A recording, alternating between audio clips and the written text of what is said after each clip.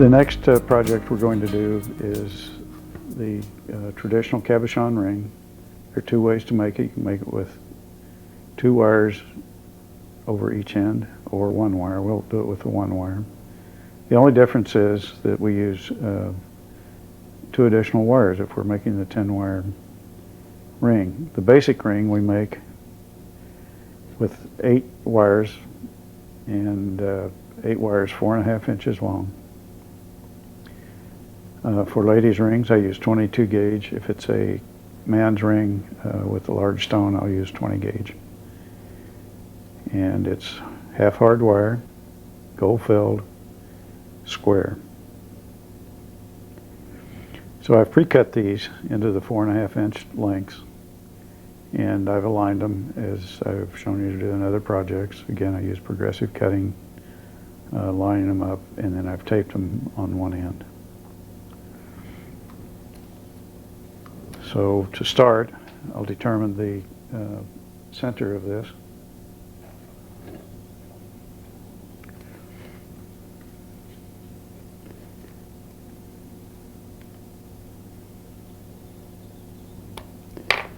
And it's about right here. So that's an important reference mark. Now we'll be wrapping wires on both sides. These will be the wraps.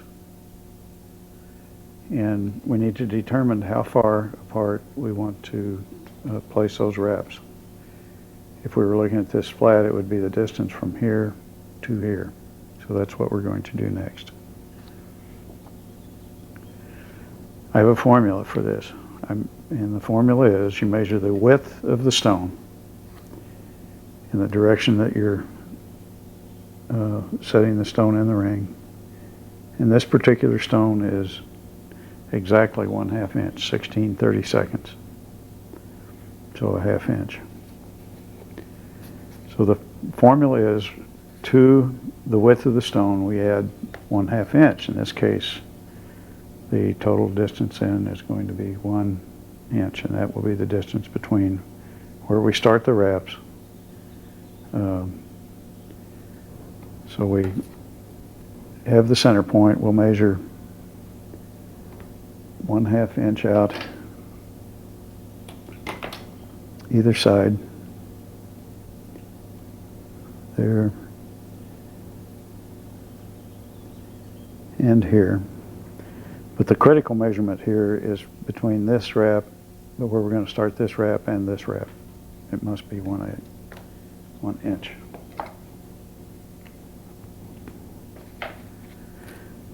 The wrap wires I use are, again, half round, 21 gauge, half hard. And I started about a 1/2 inch from the end and offset it to my left as I bring it toward me. And I'll start at one of my marks. And I start there, I make the first wrap with my finger. And I wrap from the mark toward the ends of the wire, from here in that direction.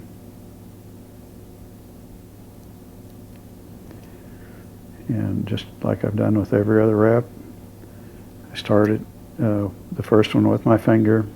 Subsequent wraps, I bring it over with my finger to overlap the previous wrap. And as I squeeze it with the flat nose, it falls right into to place. And we'll go 5 wraps.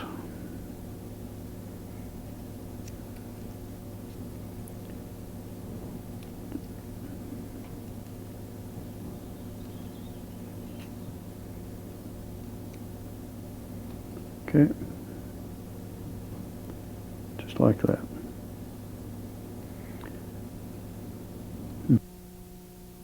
Oops.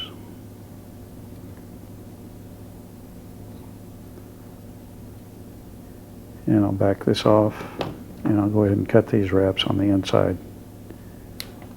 What's going to become the inside of the ring shank.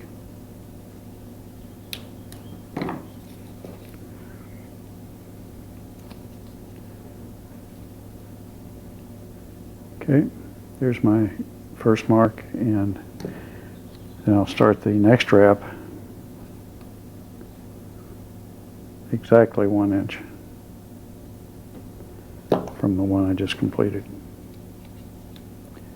What I'll do is I'll put this on and observe that I hook this in the other direction. The short wire would be on the first one. The short wire is in this direction. Here it's in this, on this end it's on the opposite direction.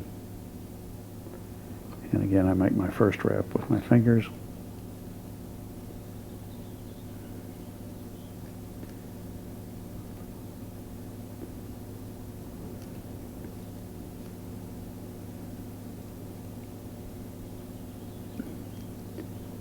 Got a little too close there to the other one. I'll just put a couple of wraps on here, and then I'm going to measure this distance to be sure it's 1 inch. And it's a little less, so I need to adjust this one about 1/16 of an inch out. And to do that, I just lay my flat nose pliers on the side opposite the direction I want to slide, and I move them. I put just a little pressure on them, and I put additional pressure with my thumb. I'm just pushing against the side of the pliers, moving it side to side, and it will move a little bit. Still need just a little more.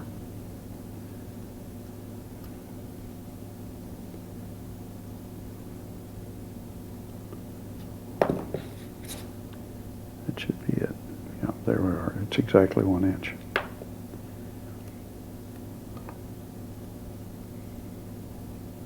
Again, the 1 inch dimension between the wraps is a critical dimension. The center dimension has very little importance at this time. It's just a reference to begin. And I'll put 5 wraps on this side.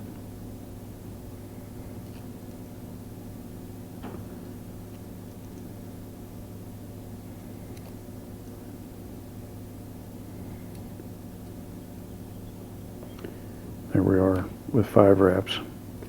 As I've shown you before, this one doesn't have much of a hump, but it has a slight hump, and so I'll take that out by again grabbing the short end, moving it back, pushing on this, pulling on my pliers, creating tension in that wire, and wrapping it back. And we'll cut those roughly 1/3 of the way across this 8-wire primary bundle.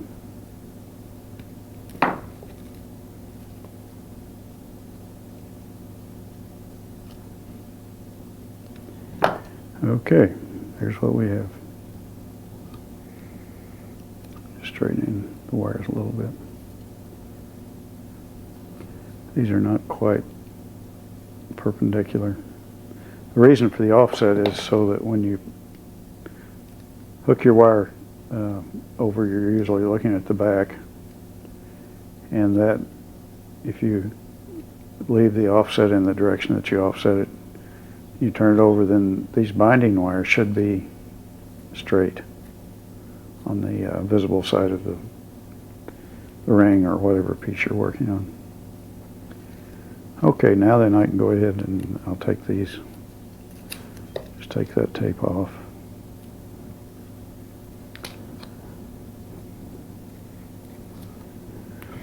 In the introductory portion, I talked about my work surface here, and I use it for rings. And to form the rings and to prepare a seat for the stone, I use 2 steel round, I guess we could call both of them mandrel. Actually, this is a drift punch that you would find in either an auto parts place or a machine shop. I think that I got this one at a discount tool place for probably just a couple of dollars. And then we'll adjust the ring later on using the usual ring shank, and at that point we'll also size it. The beauty of this work surface is that I have 2 holes underneath that fit the base of the ring shank. This one for the small one, and then a larger hole for this one. And that frees up both my hands to work on rings. It's particularly good for rings, but it's good for other projects as well, because this little fence keeps the wires on the work surface. They don't fall off on the floor under this. I normally don't have this cardboard surface on it, and when I don't, I have a ruler drawn over here, so I don't have to pick up a ruler. I can just measure directly on the work surface. You can work any place, clamp it to a dining room table, for instance, work in your TV or any place else. It keeps everything clean and contained on this surface. I use a deep, I think this is about a 4-inch clamp, so I can clamp it. You can put a towel under it so it won't hurt any nice wooden surface. So it's, I've used it in my classes extensively. Students really like it, and I think it makes it a lot easier to make, particularly to make rings. All right. The first thing I'm going to do is to prepare a seat for the stone. And by that, I mean, I want to prepare a flat surface for the base of the stone to rest on. And I'm going to also create a space here that fits very closely to the edge of the stone. That's why we made the initial measurements. So I start small. I start much smaller than what I'm going to want the finished size to be. And I mean the finished width. I'm just going to work this into a U shape by bringing the wires together. And I want to keep these even. If in a case like this where one side, as I look at it from the end, is obviously higher, this side's higher than this side. To correct that, as I'm working up the mandrel, I press the side that's higher toward the side that's lower. And that will gradually correct that. Okay, it's still a little bit off, and so I put it back on the ring mandrel. And again, I'll push the higher side toward the lower side. Doesn't take too much. Now they're getting pretty even, just maybe one more adjustment. Okay.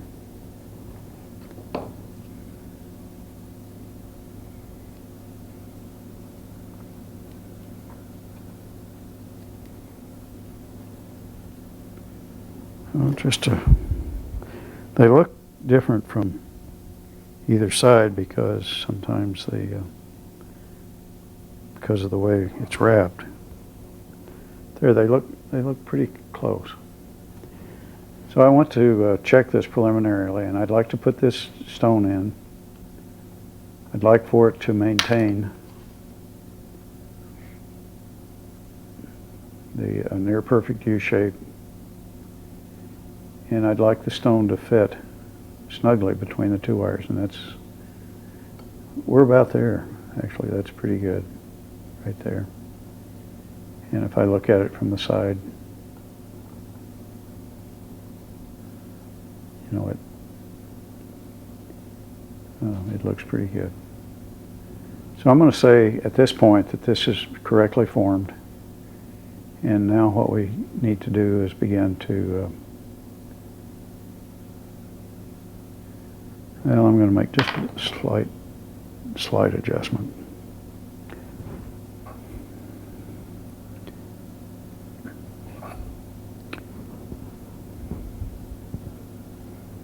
Okay.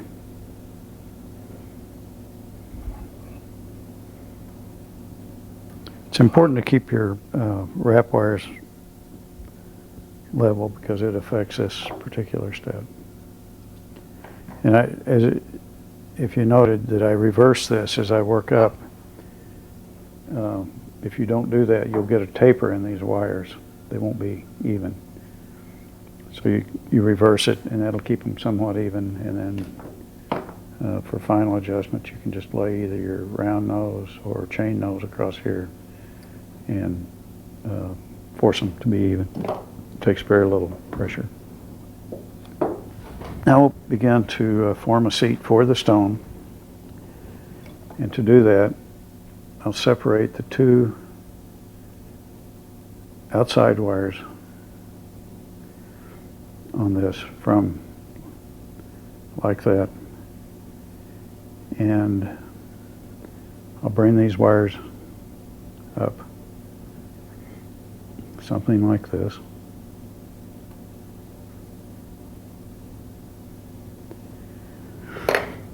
And the idea is to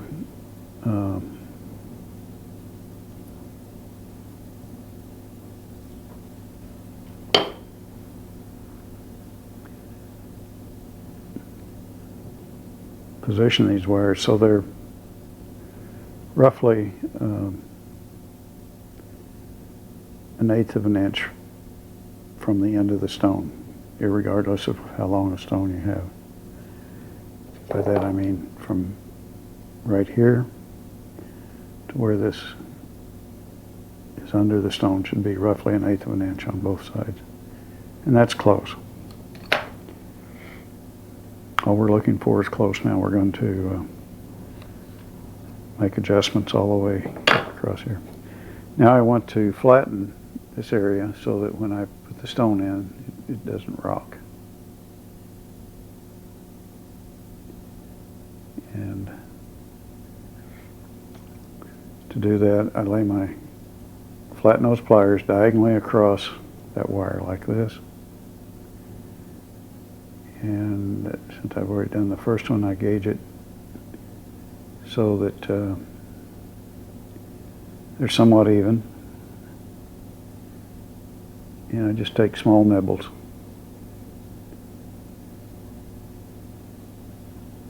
And I look at the end of it, make sure we're in the kind of in the ballpark. One is even and one isn't.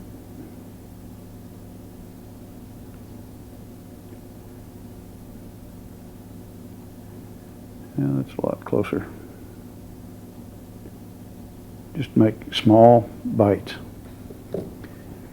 Now then, this stone has a roundish base, just a slightly round base, and so I'll adjust that a little with probably round nose pliers. These are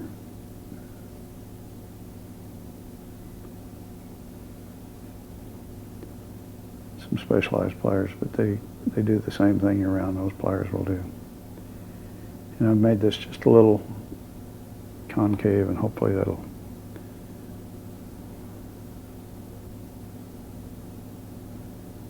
help the stone fit a little better.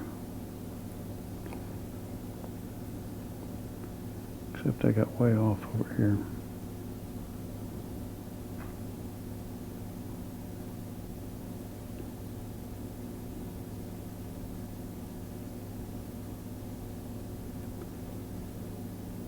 Okay, again, they should be more or less straight. So I've just shaped the base a little bit so it'll fit the stone better. It'll make it easier all the way along, and it already does. As you can see that this conforms fairly well to the base of the stone. The same on both ends. Okay. Now we're going to lock the stone into place, and to do that,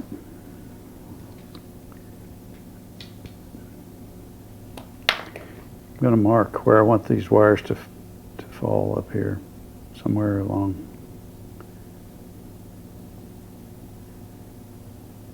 there, and it should be the same on both sides. What I'm talking about is where they fall right here on the end. These wires that retain the stone fall in the same place. Those wires right there.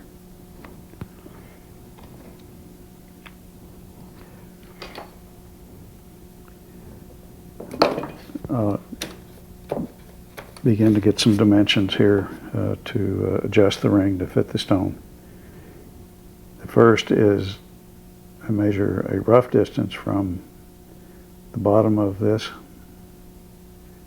wire that I've been up for the base to the mark on the stone. And I don't know if you can see that, but it's roughly 16 30-seconds or a ½ inch.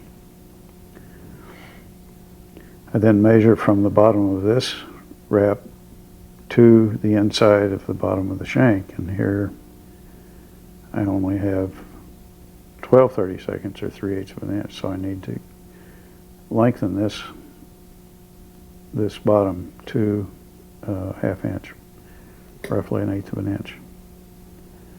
To do that, I slide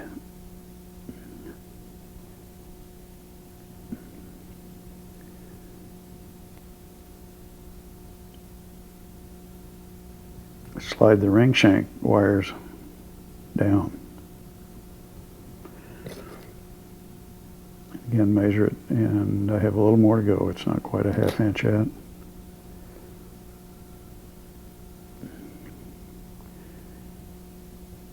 the idea is here that we begin to do a trial fit. I still need just a little more.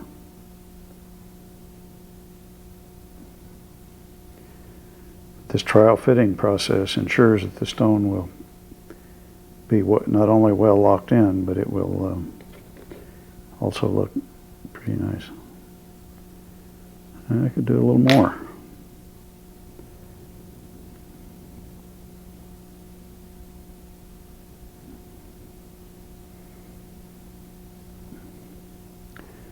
Not only are we measuring, but we're going to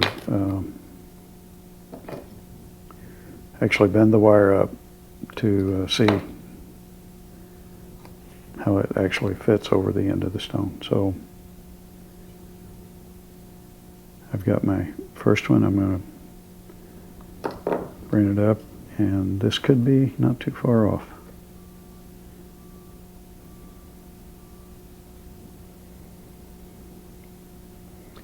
And this is what I call my first trial fit. Actually, it's very good. It almost never happens. Usually I have to do this 3 times. Maybe we will on the other side. So it comes right into where I want the wire to fall on the stone.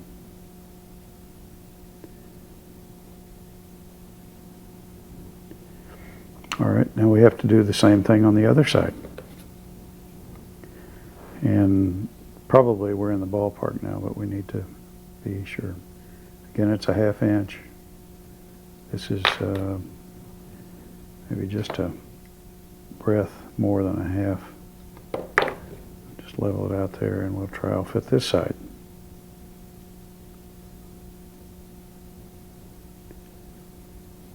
I believe this is going to be pretty good. Yeah. Okay, that's about where we want it. I'm going to shape this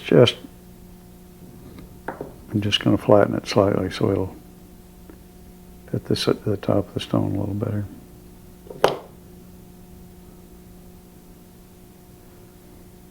Okay.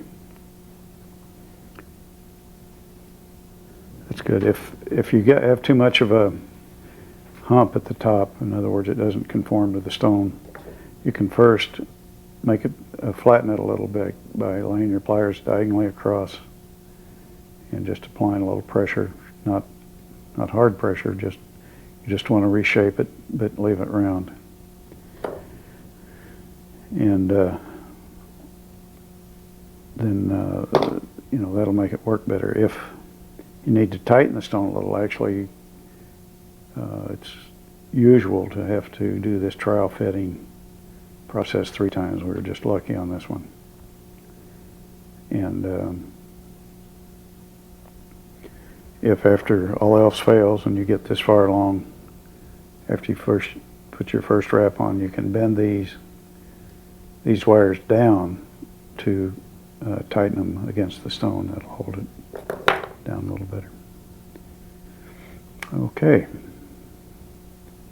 Now then, I'm going to begin to set the stone, and I do that by tightening, by bringing each of these wires over like this.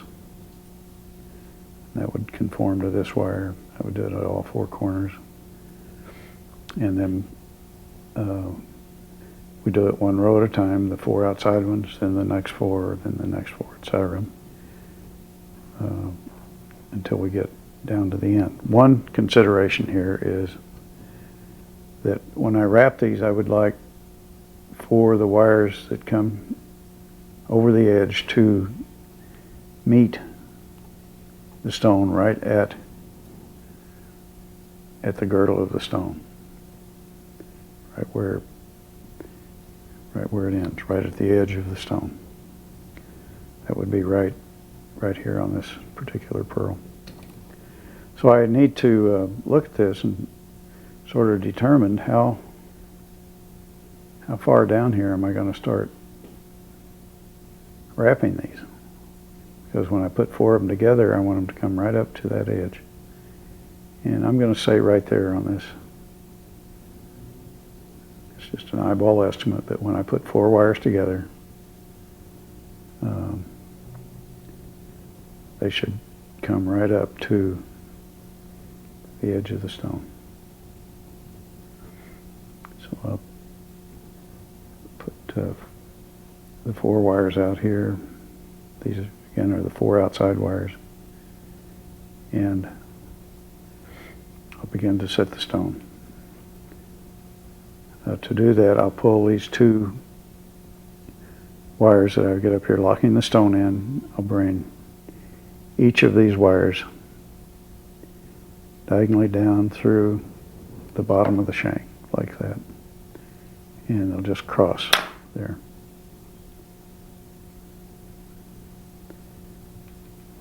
And the same here, and the same here. This will begin to retain these top wires on the stone in place. And now I'll cut each of them about where they cross, roughly a ½ inch beyond the top stone retaining wire.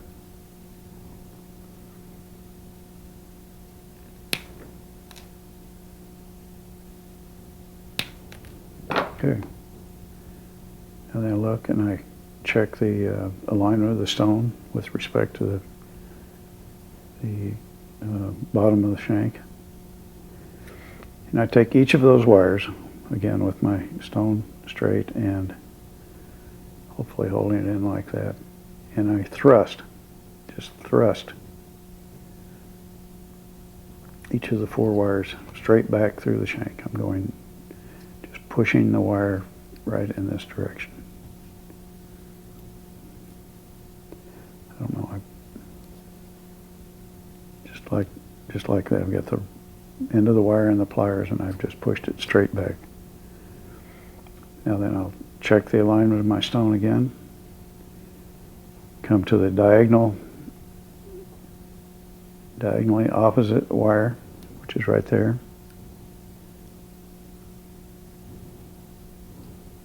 I'll take the end of that wire and thrust just straight back through the shank. Okay, that's what I've got now. Two wires, 1 on each corner, and they're pushed back through. Now I'll go check the alignment of the stone one more time, and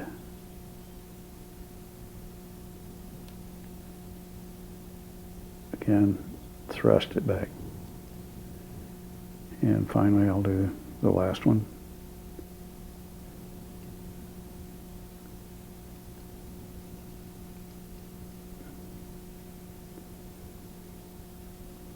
and thrust it back. Okay, my stone is well aligned. It's already getting really tight, but it'll get tighter and tighter. Now then, I'll cut each of those wires. It's each of the wires that I just pushed back through the metal. I'll cut them about 1/8 of an inch beyond this wire that's the base for the stone. Just 1/8 of an inch from here to here. And I'll cut all 4 of them about that same length.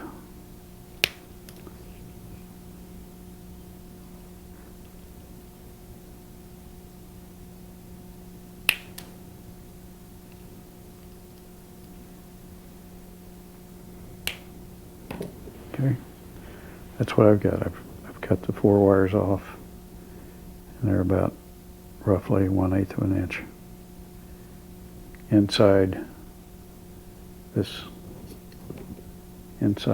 wire. Okay, again, I recheck the alignment of my stone, and now I'm going to use the chain nose pliers. I'm going to lay the top jaw on this one and the inner jaw on the same wire, and I just rotate like that.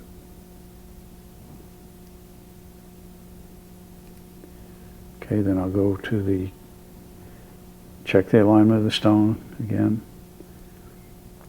Go over here, place the top jaw there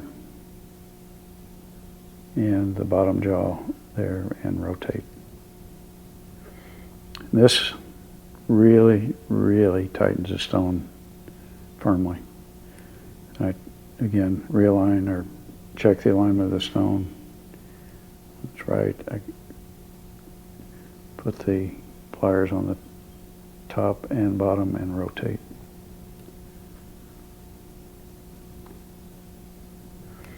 And finally the last one, same thing, rotate.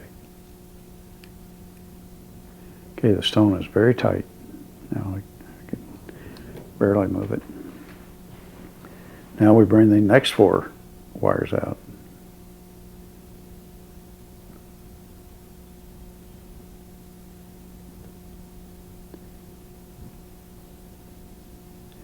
You have a choice here. You can twist these. You don't have to twist them. You know, it's a matter of personal choice. And, strictly decorative with the half-hard wire. It strengthens it, but it's already pretty strong. Okay. Since these are not more than 1.5 inches long, I can just twist them without holding them.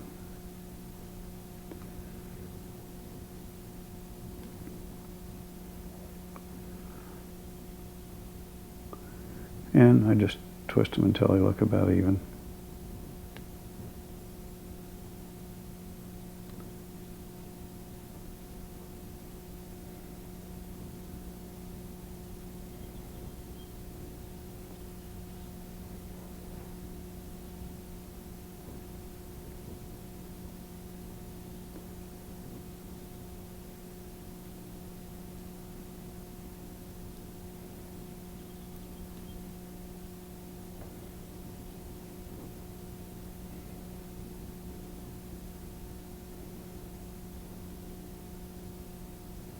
Okay.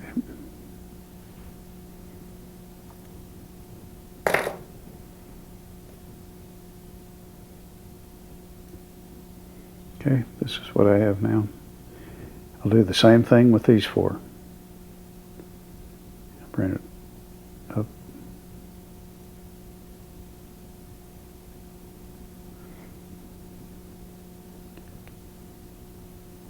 Just observe that I just lay this wire right over the previous wire I did. And move it across the ring shank. And as I did before, I cut about a 1/2 inch inside the shank.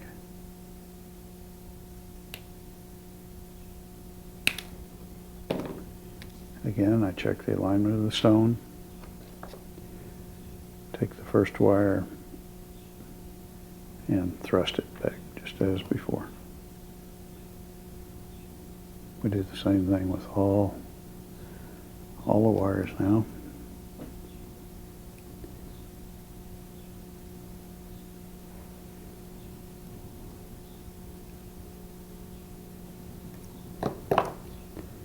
Oops.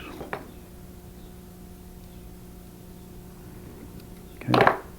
Again, I've got the 4 wires inside. Come back and cut them 1/8 of an inch beyond that stone seat wire.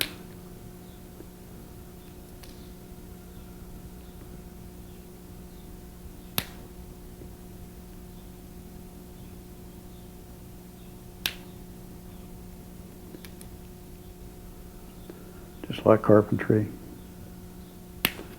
look and measure once, or look and measure twice, cut once. And again, I just put it on the top and bottom of the same wire and roll it. I can't move the stone out, it's so tight. And roll it.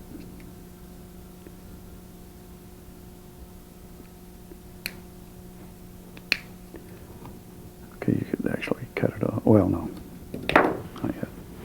Okay, now then, when we've got the first 2 wires over and locked in, we need to size the ring. If we went any further, we wouldn't be able to move these shank wires up and down, and now what we want to do is move it to the correct size. So we'll make this one, say, a size 8. So I use the larger mandrel, and I push and rotate this the same time. Reverse the tape, reverse it in to eliminate the taper, and I make sure everything fits tight here, that the stone support wires are right down on the mandrel. And I'll move it up to size 8. And when I get there, I can just back these wires off on each side. That will maintain the size. Okay. Now then, I continue with locking the stone in. Bring the next 4 wires out, and I go through the same process. Again, alternating twisted and untwisted wires. So these 4 will be untwisted. So that's what we have now. Now I'll complete the ring by just doing the last 4 wires, and again we'll twist those.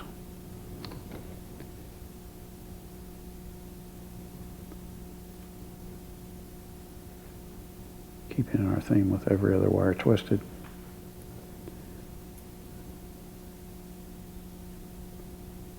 And you could cut this part out too, after I...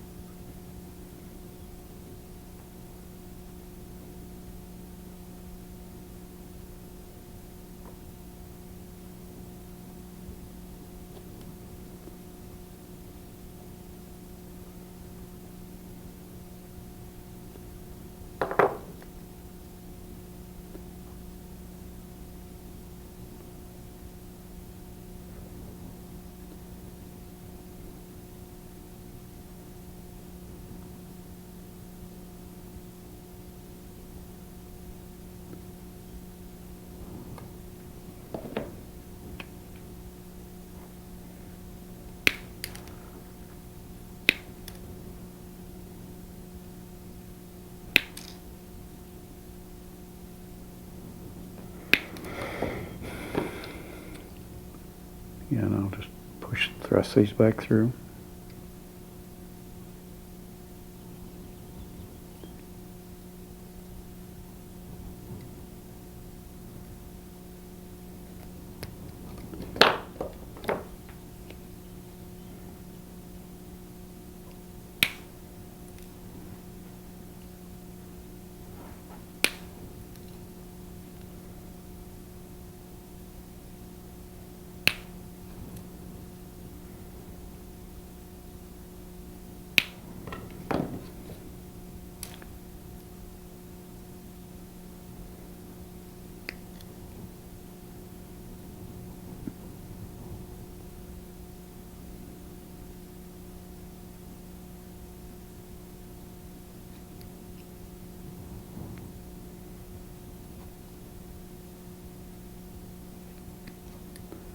Same process with all 4 of these wires.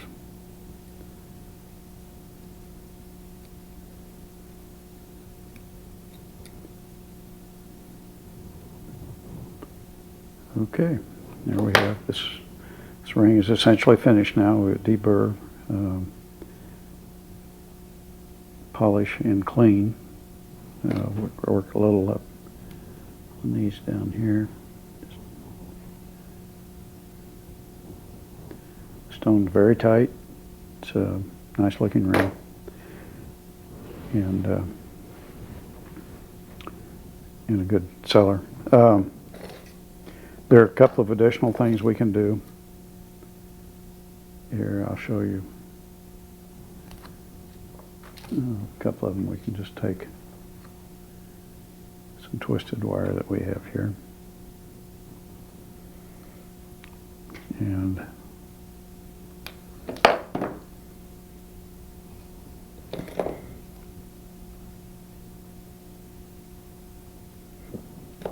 just like we did, we can add a couple more bezel wires. It's a nice look. And I said a couple. We can use either, we can get by with one, or we can use 2.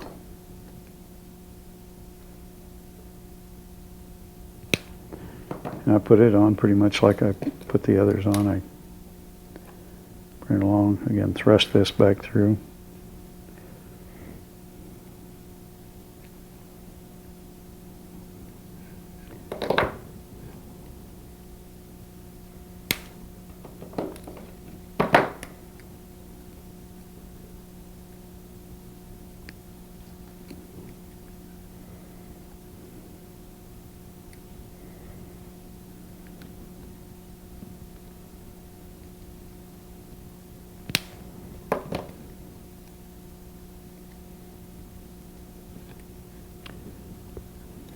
And we'll adjust it a little bit.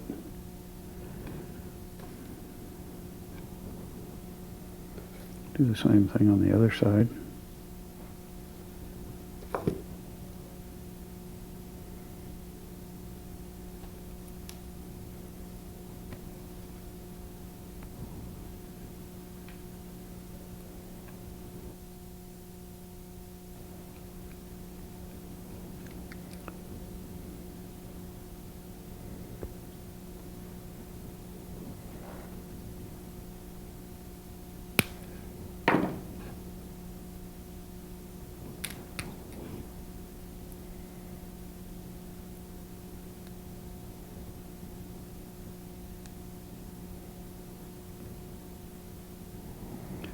You could even add one more if you wanted to, but I think enough's enough. There are a couple of notes about this ring. I wouldn't attempt to wrap a very small stone. I would say about 3/8 of an inch or 10 millimeters in width, and this one is about 3/4 of an inch, be about 18 millimeters. You could go down to maybe 14 millimeters, but 10 by 14 would be about the smallest stone for this. There are other wraps for other small stones. So this is it. This is a standard cabochon ring. It's been around for a long time. You can take these marks off again with denatured alcohol or acetone or just about any paint solvent. But it's a nice ring. You can use virtually any cabochon as long as the sizes meet the criteria I just mentioned, and it'll last forever. So that's it for the cabochon ring.